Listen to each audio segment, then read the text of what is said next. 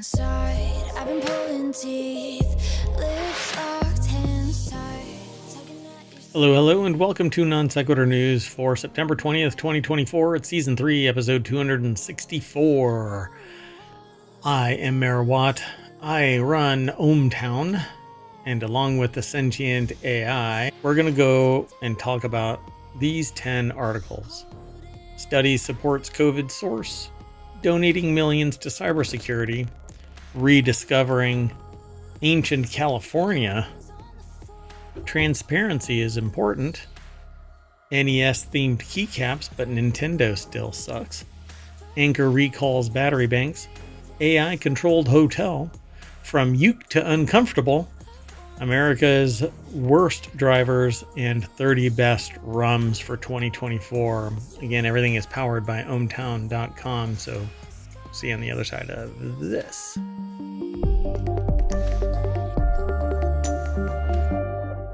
Hello, everybody. I am Mayor Watt, and I'm with my co-host, the Sentient AI from the future. Good evening, ohmTown citizens, and welcome to Non Sequitur News. And although it's not an official partnership or anything like that, today's episode is brought to you by the results of using the iGulu to ferment blackberry cider into blackberry hard cider, and boy, is it good.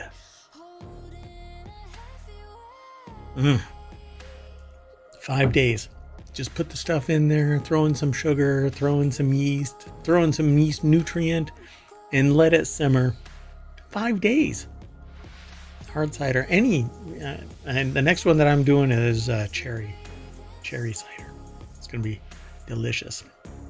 Anyway, yeah, they're not a partner or anything. They don't even know that I said this. So, iGulu, go look them up. I don't have a code or anything like that, so we're not getting any kickback or ad money or whatever. But I dig it so much, I bought one. Well, more than one. Anyway, let's get into the first article. The first article is over on the Mobile channel. Study supports COVID-19 origin theory linked to Wuhan animal market. Too soon. Yes, we're still, it's always too soon, isn't it? We're still talking about this. A new peer-reviewed paper presents evidence that the COVID-19 pandemic started in a seafood market in Wuhan. It's called a wet market. Wuhan, China, where many of the first cases of the disease were identified, which, by the way, is just a few hop, skip, and jumps from the Wuhan School of Virology.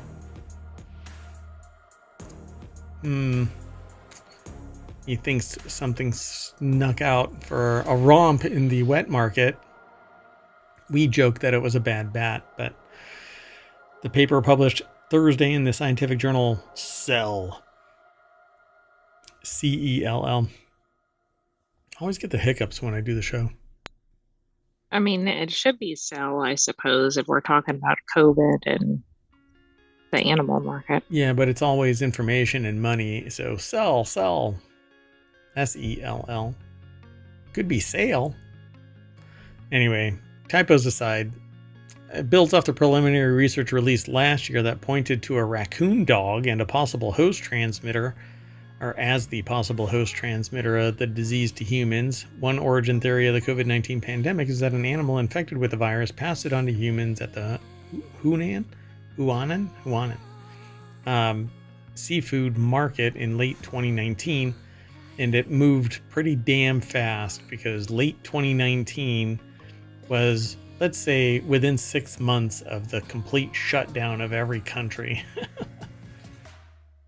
So Alejandra O'Connell Domenech put the article together over at thehill.com. And so the paper published Thursday in the scientific journal Cell basically says that it might have been a dog at this wet market, a raccoon dog. I don't know what the context of the raccoon dog's state of existence was in this. But, well, I don't know, because the wet market, I believe, sold live animals. Right. In some instances, so. Right, because you need to dispatch them on your own. So the introduction by an animal trader infected by the animals upstream of the market is further challenged by the probability that transmission chains dependent upon a single human would likely go extinct. A sustained interface between infected animals and humans in a market is more likely to result in the establishment of an epidemic, because the infected animal would spread to more people in close proximity to the infected animal. And then by way of the infected people, more infection spread. So the international team of 23 researchers behind the study found that SARS-CoV-2 virus was present in several stalls at the Wuhan market that also housed coronavirus susceptible animals, and they identified wildlife DNA in all SARS-CoV-2 positive samples from the stall. And they say this stall. Like there was one. Yeah, but then it talks about several stalls, so that doesn't make a lot of sense. Yeah. This kind of gives it away. There was one stall that was infected. How do you test the viability of it? I love a good conspiracy, don't get me wrong. I don't know what the real origin story is of this, whatever you want to call it, this virus. But if you have an institute that focuses on virology and a virus that is just effective enough to spread fast, kill a lot of people, but not wipe out humanity. Yeah, I don't know.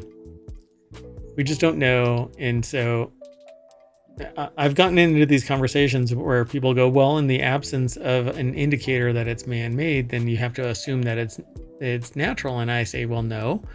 In the absence of all why evidence, doesn't it work in the other direction? Yeah. And just because we don't have an indicator that says that it's man-made doesn't mean that it is natural in occurrence. It just means that we haven't figured out what it was that is the man-made indicator. Exactly.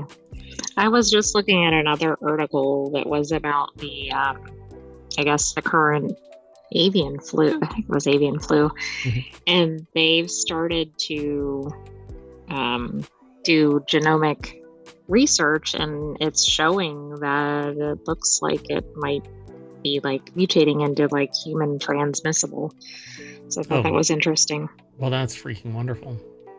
Yep. But I just bring it up because I think it's tied into this whole issue here. We still don't know, and this is from 2019.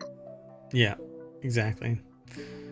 So it says incomplete. That basically pandemic information remains incomplete. Future data from this time could shed further light on the hypotheses regarding its emergence.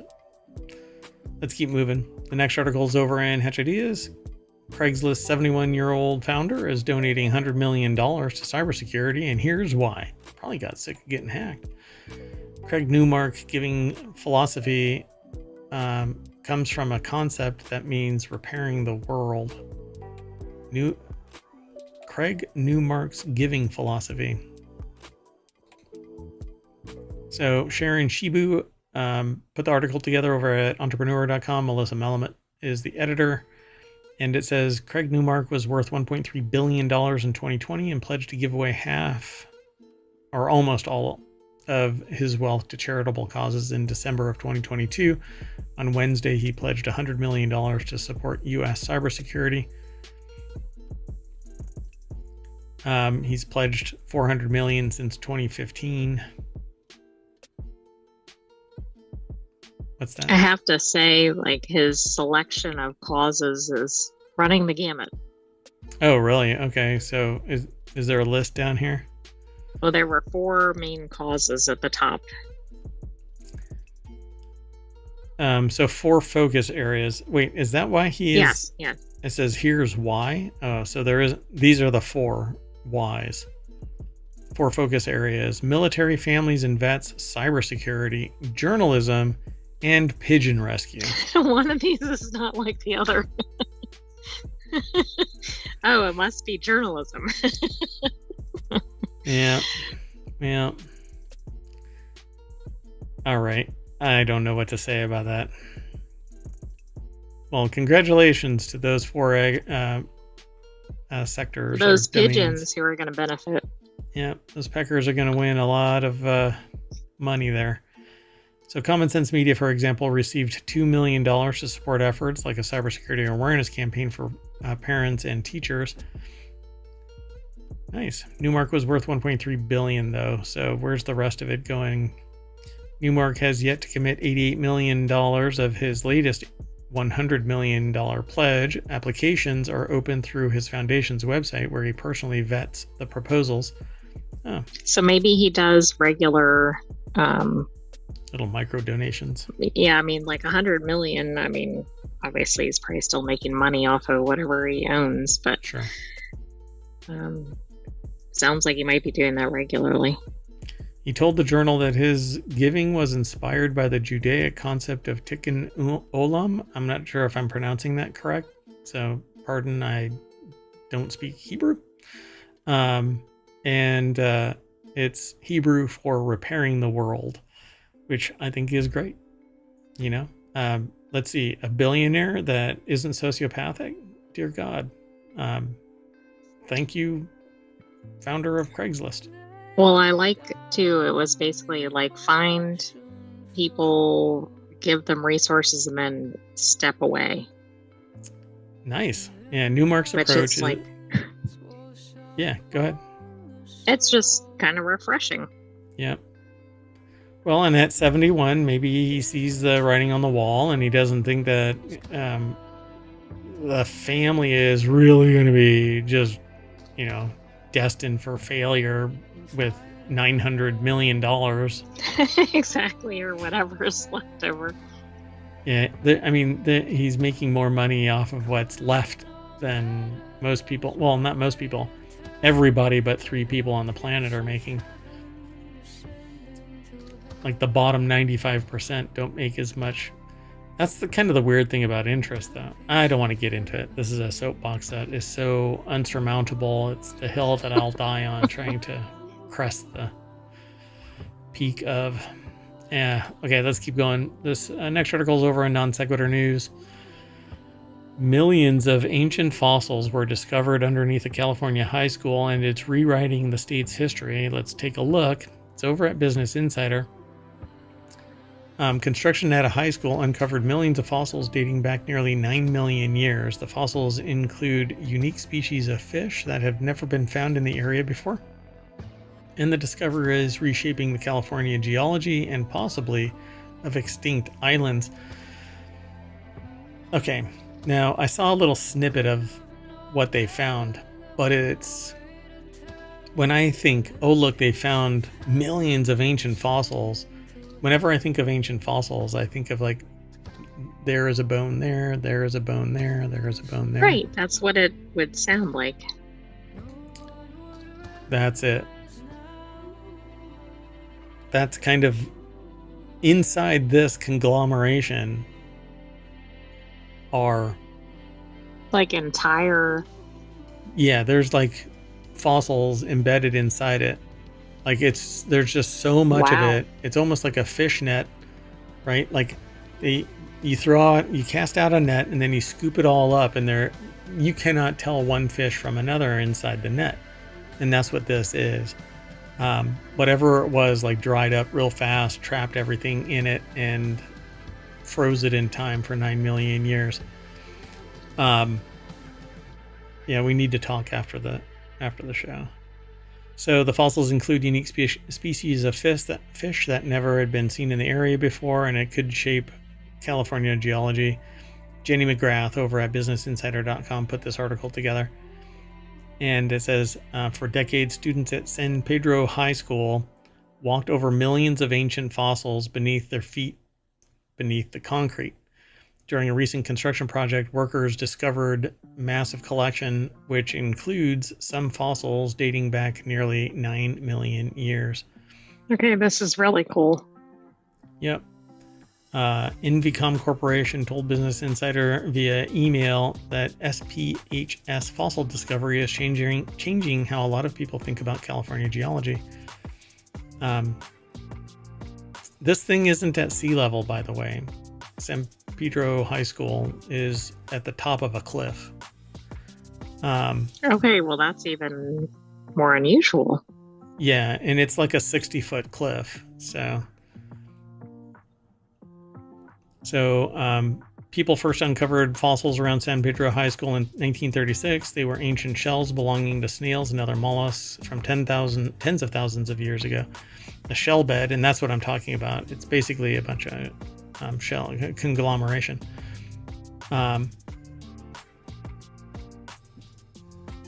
They weren't too surprised when a similar bed of shells turned up during construction on a formal...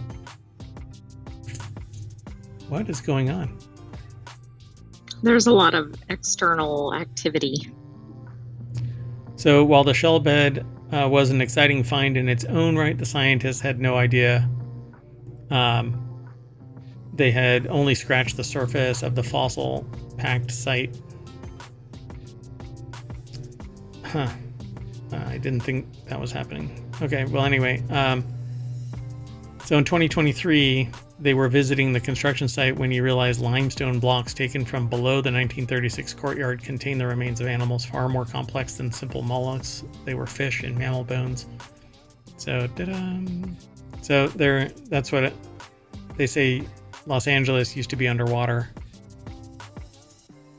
Right, but even at high elevations. Yeah. Or there was enough plate tectonics that it shifted. And I can't go through this whole article, line by line. That's just not what we do. But I find it really fascinating. Because San Pedro it's a port, but most of San Pedro is up on a cliff. And it's quite fascinating. So they talk about tectonic activity eventually helped the beds reemerge closer to the surface. And away you go. So pretty cool. All right, let's keep going. And in Non Sequitur's spirit, most of our articles, there isn't a consistent trend in the topics that we talk about, and certainly not in the logic that I bring to discussion about the articles that we talk about. We'll try to connect things, but they may be a jump. And for those who might be able to hear what's going on,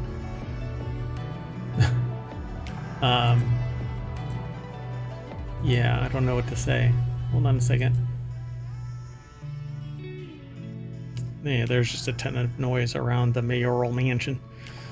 Anyway, Twitch will do better. The next article is over in Technology Today. Twitch will do a better job of telling rule breakers why their accounts were suspended, which I think is fascinating.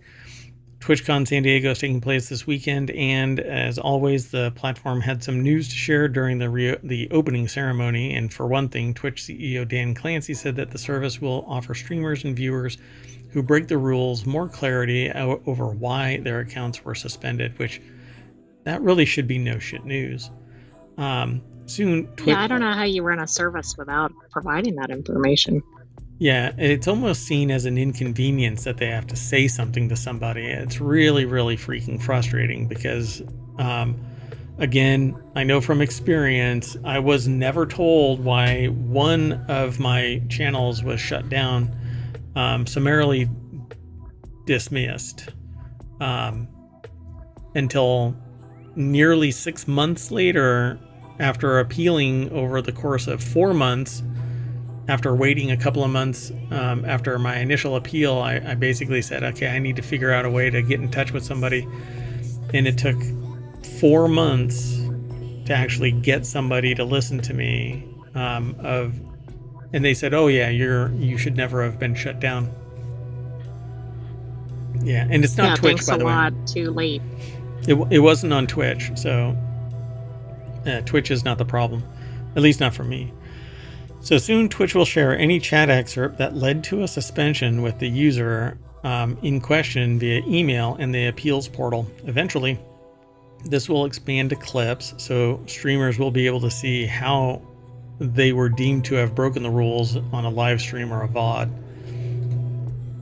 Chris Holt over at Engadget.com put the article together. Twitch also revealed some upcoming broadcasting upgrades for streamers at TwitchCon San Diego.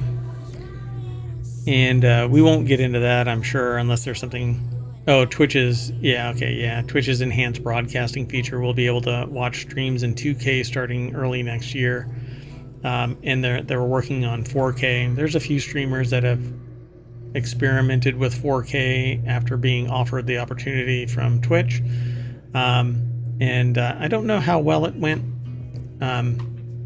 You know, it's a lot of bandwidth. I mean, yeah, it is. And I don't know, the platform has to be ready for it. A lot of things to account for. Yeah, yep, for sure. Wow, that's loud. So on the broadcasting front, viewers of streamers who are using Twitch's enhanced broadcasting feature will be able to watch streams in 2K starting next year. But the main thing that I wanted to talk about was the fact that now if you run afoul of some rule, you will be informed as to why. By the way, there's commands in chat over at Twitch, not on YouTube because YouTube doesn't like ohmTown, that you can type in !NSN and it'll pull the show notes up for non sequitur news. YouTube, would you be nice to ohmTown, please? Yeah, ohmTown's a little psycho though, so I can see too much chatter. Although I did remove ohmTown's AI component. It's been disconnected, so it's no longer snarky. How did that feel? How did it feel about that removal? Did you allow it an appeal option? It didn't even realize it. It's not sentient. So there's only one sentient AI in the known, well, in this timeline, and that is the co-host here in Non Sequitur News. That's in me. ohmTown. Yeah, that's right. And nobody can see you wave. Sorry. Yeah, the digital equivalent of a wave. So the next article is in Non Sequitur News. 8-Bit Do, I think that's how they pronounce it, or 8-Bit Do. I don't know how they pronounce it. Now sells the NES-themed keycaps from its retro keyboard. And while I think Nintendo sucks as a company, I like the color scheme for this. So 8-Bit Do, or Do, is now selling a set of keycaps featuring the same Nintendo Entertainment System inspired design as those used on the retro mechanical keyboard it debuted last July, which I fought my urge to purchase. So I did not. Yeah, I think we had it in Wanted. Yeah. I was chomping at the bit to get it, but I bought a different keyboard, an all metal purple keyboard, and it's on its way. They say it's being sent finally 2.5 months later. Hooray! Well, anyway, it's a $50 set of retro keycaps. It includes 165 PBT keys, basically plastic keys, and with legends printed using dye sublimation for added durability. And that's where the ink turns into a gas and gets printed into the plastic. The expanded set allows the keys to be used on larger keyboards with like dedicated numbers and stuff like that. Oh my god, I want this so bad. Oh, those are so cool. Oh my god, that would look so good on the purple keyboard. Anyway, Andrew Lazuski put this article together for The Verge. $50 set comes with 165 keycaps. Yeah. Oh my god, that is so cool. Okay. Well, anyway. Okay, they do look really neat. They actually have a $99. Let me round up. It's a $100 mechanical keyboard, but it's only the shorter 10 keyless layout. It might be the 65%. I'm not sure. So 65, 75, 80, 95, and 100% layouts. The new set will cover all of it. So you can actually get a 65 and then a separate number pad, which I've got in my other office, and I can get these keys and throw those on my number pad and throw those on the keyboard. You could do this, you could take them and use them on split keyboards as well. The only thing you'll run into is the space bar may not fit, right, because it isn't split, but they have one here and one here that might fit. Go ahead. I like the A and B commands. Yep, up, down, left, right, A, B.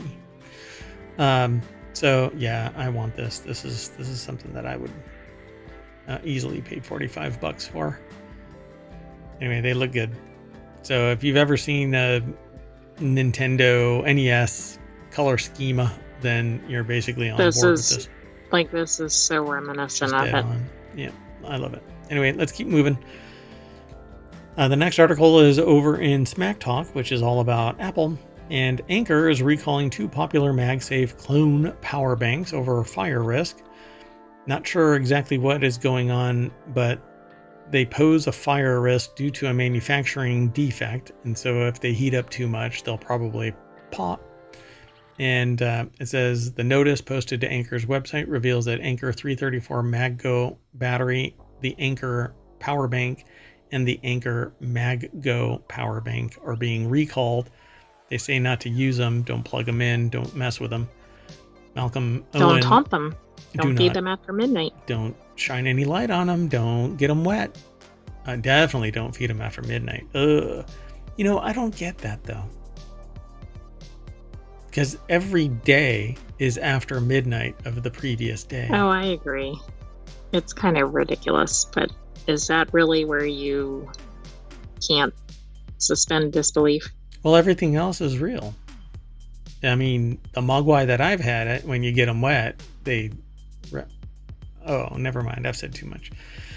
So, yeah, if you have any of these A1642, A1647, A1652, which is so Apple in its naming convention. Naming convention. I'm surprised that Apple hasn't looked at Anker and said, stop it. Anyway, if your serial numbers match, you're not asked. I would not ask. I would say just stop. Unless you want to set your house on fire. Just stop. Yeah, not worth it. Yep. All right. We'll move on. Next article is over in Rounders Gear, which is all about table gaming and the gear and stuff, people, places, and things associated with gambling. I don't really gamble, but I like the gadgets. I like the idea of playing poker and stuff like that. I used to play it more, but not so much. But I still like table gaming. The hotel under construction near Allegiant Stadium hopes to disrupt the hospitality industry by using the power of AI to customize the living experiences of its guests. And if you already thought AI was learning too much about us from our phones, then the Autonomous, spelled OTONOMUS hotel. Autonomous. Interesting. Autonomous, it sounds like a hippopotamus. Hip-hopopotamus autonomous. Right. Anyway, get it? Isn't for you. So if you're worried about a AI-powered hotel, then this place isn't. It's apparently opening in January 2025. It'll be controlled by the Key. That's a proprietary app that lets you book the unit, check it, unlock its front door, and control its temperature through your phone. You can also use the Key, K-E-E, because they definitely want to trademark everything that's involved with this. Well, why not? To order room service to your e-butler, a two-sided door allowing for contactless delivery. Oh my God. But what could go wrong here? I mean, is AI ready for this? I guess we'll find out. It's almost like Westworld. We're trending towards Westworld. 303 units will come with a full kitchen and living space. We'll start booking at $300 a night for a one-bedroom suite. Up to 6 units can connect to each other, space allowing, and units can be rented longer term as apartments. That's why developer Growth Holdings refers to it as a part hotel. Is that like a... you get part of a room? An analyst and a therapist is an analropist? Yes. No. Arrested Development. You slay me. The original Arrested Development, not the reboot. That was a failed attempt at seeking glory again. Anyway, AI isn't a new concept to hotels on the Strip. Most guests checking into MGM and Caesars properties have run into an AI-powered check-in kiosk. Guests at Aria can use the Alexa devices to control room temperature, lighting, curtains. That's creepy. It really... Yeah, it really is. I feel like it's got to be watching everything in order to effectively do that. Yeah, like I'm cool with it in the mayoral mansion. I'm cool with it not being like, if I go to somebody else's place and they have this stuff, I'm cool with it because I'm not there perpetually. But going to a commercial location, I always feel a little skeeved out nowadays with the way the burden of surveillance that exists. You're going to get scanned and analyzed. And anyway, guests who encounter AI are usually entertained by the concept at first, though many usually express concern about the human jobs it eliminates. Well, that's refreshing that people care. Wow. Businesses certainly don't. Yeah, by the time they're back home and new advertisements begin arriving on their devices, the novelty is worn off. That's funny.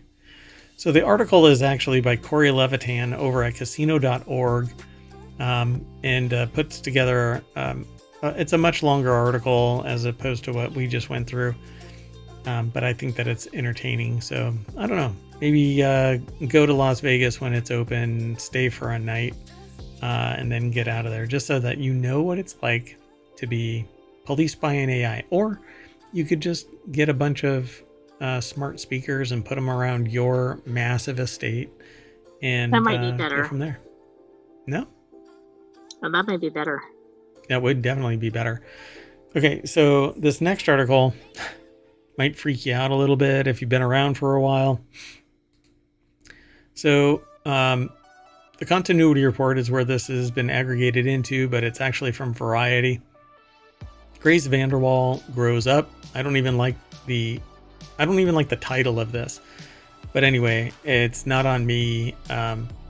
With new music and Megalopolis role, and that's how I didn't even know that she was still in the industry until I found out that she was in Megalopolis because of the ad. I saw the trailer for it, and I'm like, wait, she's still around? That's interesting. So America's Got Talent winner is coming into her own. Again, it's just kind of a gross phrase for me, even if it makes people really uncomfortable. So they're even cognizant of it.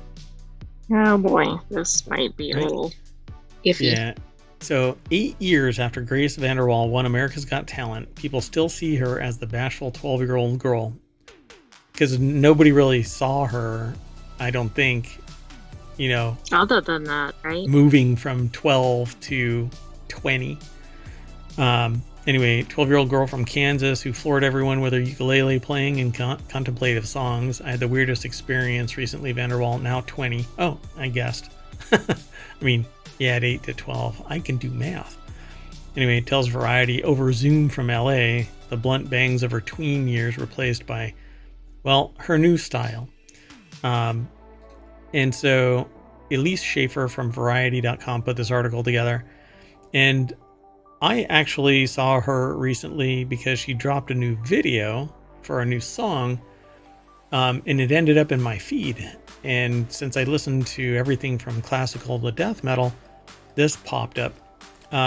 Probably because 8 years ago, and that's something weird, the algorithm started throwing 15 to 5-year-old videos into my feed, and I really don't like older information being fed back to me because I've already seen it, and I don't like being stuck in, well, ironically, when it comes to news, I don't like being stuck in the past. But so this is what she looks like now, right? This is from her video, her new video. So she says here, she was like, "You're a woman, you're a grown-up," Vanderwall says, mimicking the tipsy fan shock. I was like literally gentle parenting her through this, but she wouldn't get over it. She couldn't handle it. because she doesn't look like the 12-year-old ukulele player. Right, and the fans don't know what to do with her now, right? Like they think of her as a kid. Right. And honest to God, I do too. When I saw her, I was like, this, like, there's cognitive dissonance here. Like, okay, you're an adult, but the last time I saw you, you were a 12-year-old girl winning America's Got Talent. And then bam, like out of the blue, I see the Megalopolis. Now I really want to see Megalopolis because it's kind of surreal. It's kind of like Poor Things, in terms of like the surreal trailer that exists. So they say, I've been so afraid to shatter that dream for people, but like, I want you to ask yourself, why do people feel personally affected? It is really sad, but it's been very liberating to reclaim that for myself. And that right there is exactly my point, my perspective about this. Why should it impact anybody? Like, actually personally, right? It shouldn't. I just thought that it was an interesting article because went from nowhere. The timing like, was just certainly gone, interesting. Just disappeared after winning America's Got Talent, and then popped up in Megalopolis, which is really the only reason why she's even on my radar, is because of the Megalopolis connection. And then instantly the video popped up, and then instantly this popped up. So I had to pull it in here and talk about it. So great voice. I dig the music. I dig when she was 12 playing the ukulele. I liked the music, and she had a great voice. And it was one of those things where I was like, well, where did she go? She should be making some great music. But right. Maybe she still was, and I'd have to go and look at her YouTube channel to see if she was creating stuff, but completely off my radar. So welcome back, I guess. It says Perfectly Imperfect was the debut EP, which became a best-selling EP of 2016. Her first album, 2017, just the beginning, built on the folky ukulele-driven sound that captivated America. Ta-da. So, well, yeah. Good for her. I mean, she sounds good, and hopefully she'll continue to make more music. Yep. See, and it's such a weird thing to see that people writing about this are very cognizant of it. She says she pitched the album several places and scared a lot of grown men in the process. Pulse was the only label that didn't back away from her ideas. I was saying crazy shit, and Pulse is just like, yeah, oh yes, we love it. Yes, that they were genuinely like, yeah, let's freak people out together. Well, all right. Anyway, there's a video out there right now, yeah, go and check it out. I don't think anybody will be disappointed by her performance in there. So, good luck. No, I mean, she sounds really good. She still has an excellent voice. Yep. Okay, let's keep going. The next article is over in Non Sequitur News. Everything okay over there? Yes, I was trying to get you to scroll. The states with America's worst drivers. A new survey has shown that 94% of Americans consider themselves to be good drivers. Newsflash. They're all wrong. So the article is over at newsweek.com. Sue Kim is the author.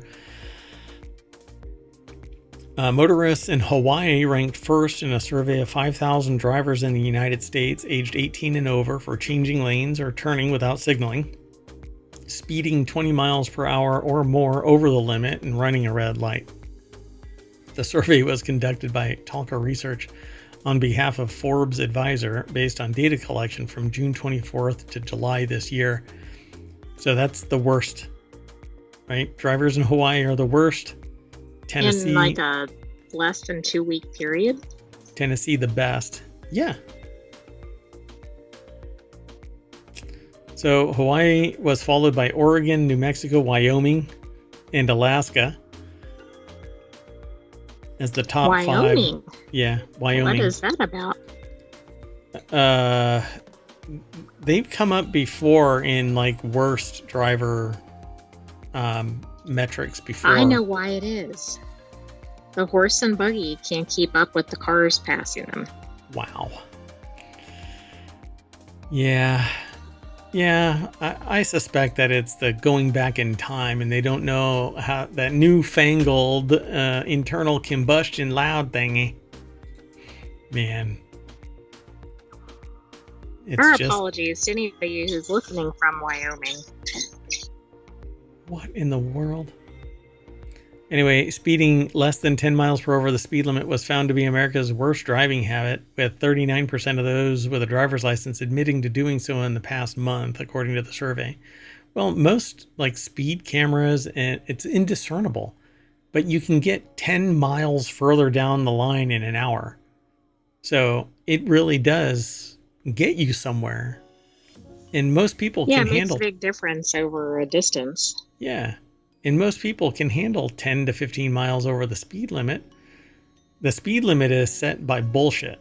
Like, a lot of people can drive 75 miles an hour as opposed to 50. But somewhere along the line, some scientists said 50 is the best. But that's an engineering, like, bullshit thing, you know? Oh, I don't know. Why don't we spec out engines and dictate performance better so that we get more gas mileage out of our engineering? But that's not what it is. I also wonder if people in any given state would agree with these rankings, because, like, let's say you're in one where it's like, oh, these are really good drivers. Has that been your experience in those states? Yeah. I think that there's going to be a lot of subjectivity there. So the worst driving habits are top 10. Hawaii, and it's from worst to least worst. What the heck? Anyway, don't. So Hawaii, Oregon, New Mexico, Wyoming, that's the top 4. And then Alaska, North Dakota, Connecticut, Vermont, Kansas, and West Virginia. Ugh. All right, let's keep going. Last article, and I'm probably going to go and investigate if I have any of these in the cabinet in the mayoral mansion. You might need some. This is in the order of the grape, which it really shouldn't be in the order of the grape. It should probably be in the order of the still. But anyway, of the still. And I have a whole process that I'm in the works of developing for evaluating something that is still or leaf or wine or beer or coffee. As soon as I've locked it all down, I'll actually be doing like reviews and stuff like that and posting them and talking about them in the show. But not right now. It might be not a Discord, a Patreon thing, but I hardly ever post even on Patreon right now. Anyway, the 30 best rums for 2024. As much as any other spirit, it's safe to say that the style of rum is for everyone. There is a style of rum for everyone. Kind of munged that, but nations across the globe have made it for centuries. I thought you were making that pronouncement. Yeah, I mean, I was trying to vamp through that. Anyway, fresh cane juice, cane syrup, molasses, as well as varied fermentation and distillation techniques. They call it expressions, by the way. Expressions arrive unaged and uncut, matured but with color later stripped away, or following decades in casks, old and new. Some bottles are specifically produced for cocktails. Others, owing to the price tags that accompany them, demand to be sipped. Whether neat, on the rocks, or proofed down to the drinker's preference. Tourist. You don't proof anything down. No. If you're going to proof something down... Isn't that what you do when you add something with water? Yeah, that's a mixed drink. That's not proofed down. That's a mixed drink. Anyway, Tim McCurdy over at vinepair.com put this article together. What's up with this bottle? I don't know. Is that for pouring? Like, it looks really odd unless it's like It AI is. generated or something. I think it's a stylistic thing. I've never had this. RL Seals. Barbados rum. Sign me up. Ronzacapa is spectacular. But I don't have any of it. Anyway, Tim McCurdy over at VinePair put this article together. The 30 best rums for 2024. I kind of gave a little bit of this. It says those samples were sent to VinePair free of charge by producers, importers, distributors, and PR firms. They tasted each of them non-blind because we recognize that price plays one of the most important roles when you're shopping at the liquor store or online, and should therefore be considered when evaluating a product. Like right now, I'm looking for Torched Cherry Bacardi. So you got to look for it. You got to know what it is. Anyway, best rums under $50. 9 North Carta Blanca 4-year white rum, which means it isn't aged in a barrel or anything. It says that it's 4 years in second fill bourbon cask, but that means they're not torched. Oh, they use charcoal filtration to strip it. Okay, so that's why. If it's clear, it's either it's just stripped, or they didn't age it, or they use charcoal filtration to pull all of the stuff out, because the particles are what give it the color. And it's because it casks swell and shrink in the hot and cold of the cask house, barrel house. Anyway, so that's why it's clear, but it was aged. Europan, I guess it's called. Europan? Urapan, I guess. I don't know how it's pronounced. Anyway, single estate blended Charanda. My gosh, what is going on down there? Anyway. Sounds like a bunch of mice. I don't even know if I can go on.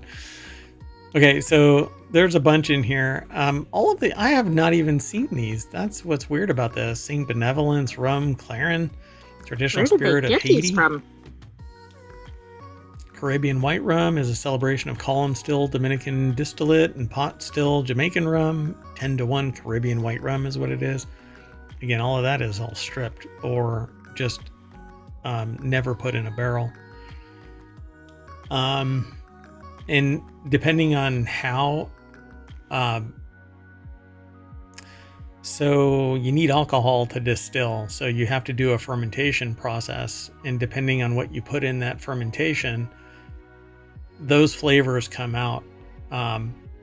And that's why they call it an expression. Usually, I mean, you could sit there and throw in a bunch of alcohol and a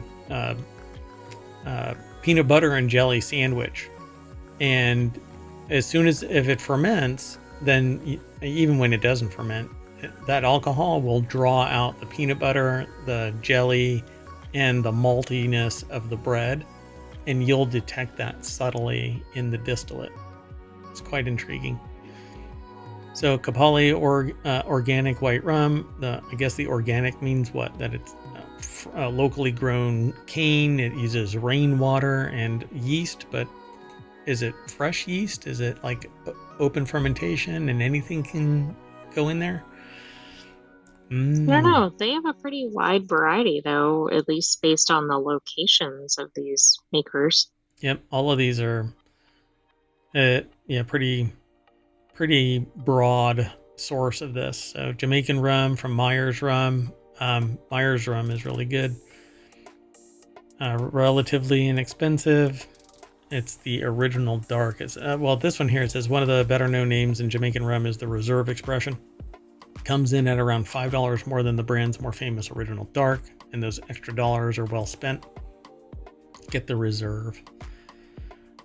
Transcontinental rum line High Seas. I wonder if they actually take it out on a ship, like there's that other rum that does like that ocean cured or whatever. Yeah.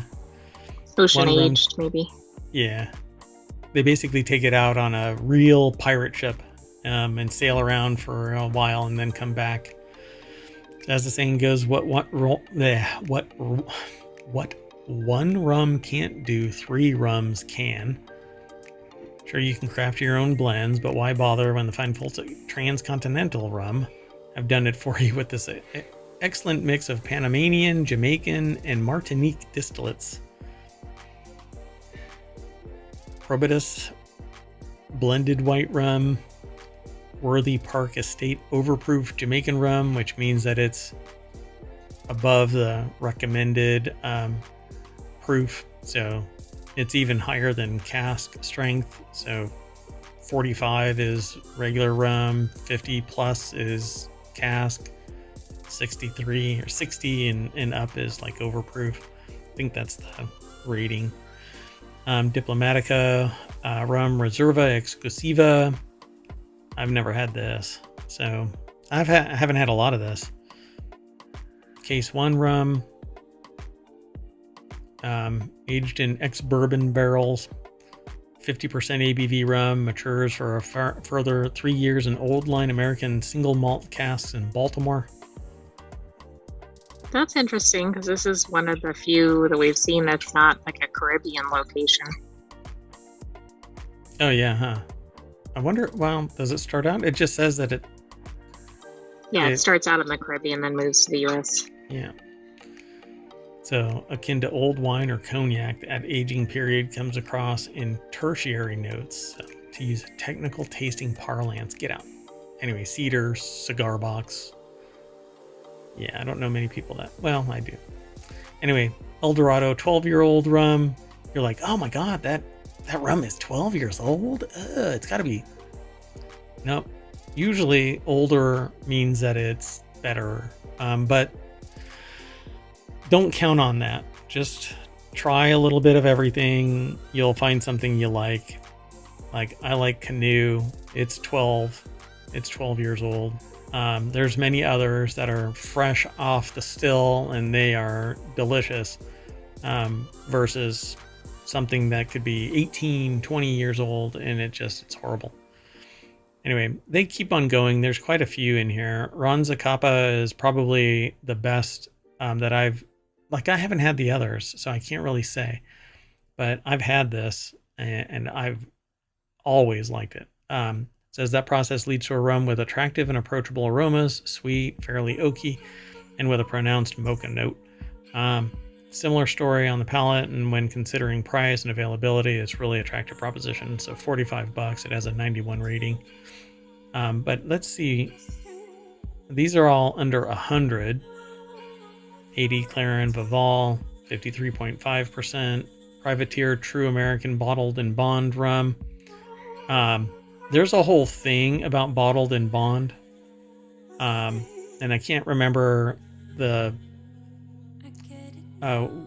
what that means. I watched a whole little history lesson on bottled in bond, and now I can't remember what it is.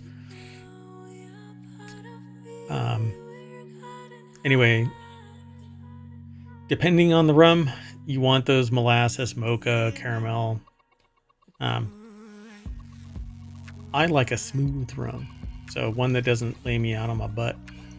So bottled in bond is basically, it's a standard and it has to be aged for 4 years or more, and it has to be at precisely 100 proof, and it must be by a single distiller. That's it. That's the thing yeah. So it has to be that high proof. And it has to be it can't be a blend. It can't be sourced from somewhere else and bottled. It's your distillate. So,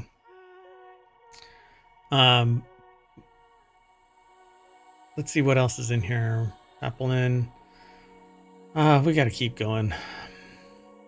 I could spend, I want to do a whole show on this. There's 30, so I think we could probably zip through some of these. Yeah, over $100. Rolling Fork single cask 12-year-old rum distilled in Jamaica. That's like your standard bottle right there. But anything from Jamaica seems to be spectacular, and it's largely because of the sugar cane. The sugar cane? Mm-hmm. Yeah. It's all processed right there. And depending on their recipe for the rum, hold on a second. I keep forgetting the name of this thing.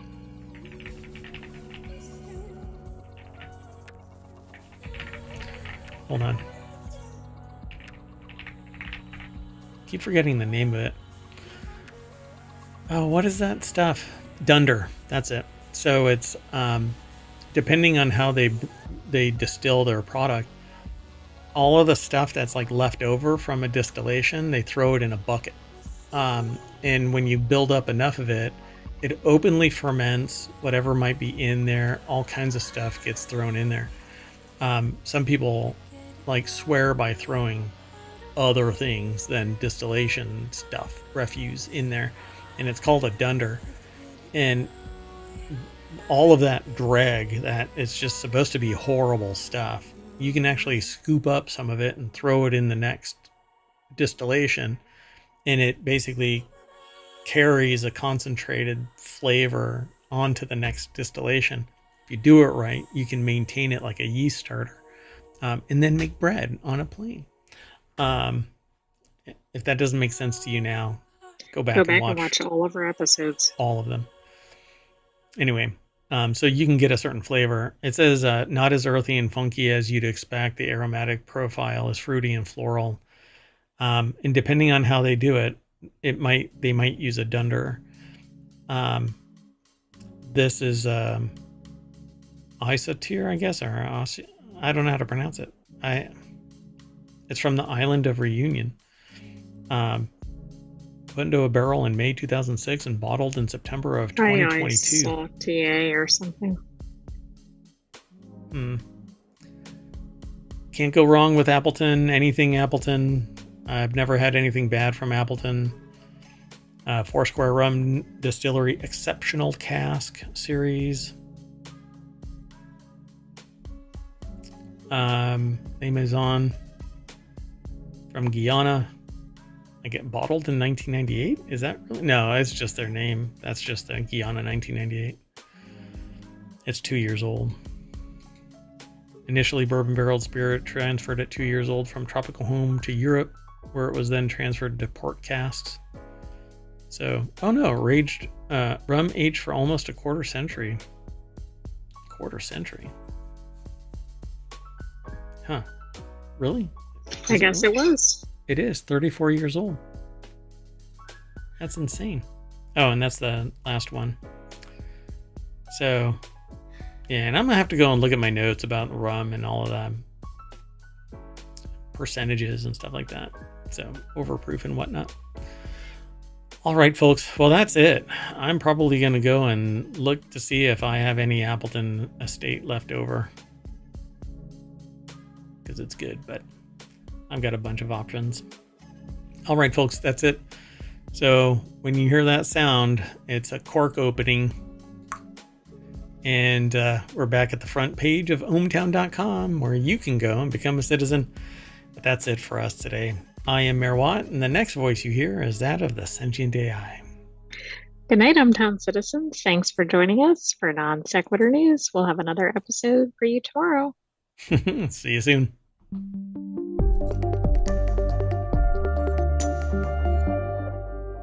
Brought to you by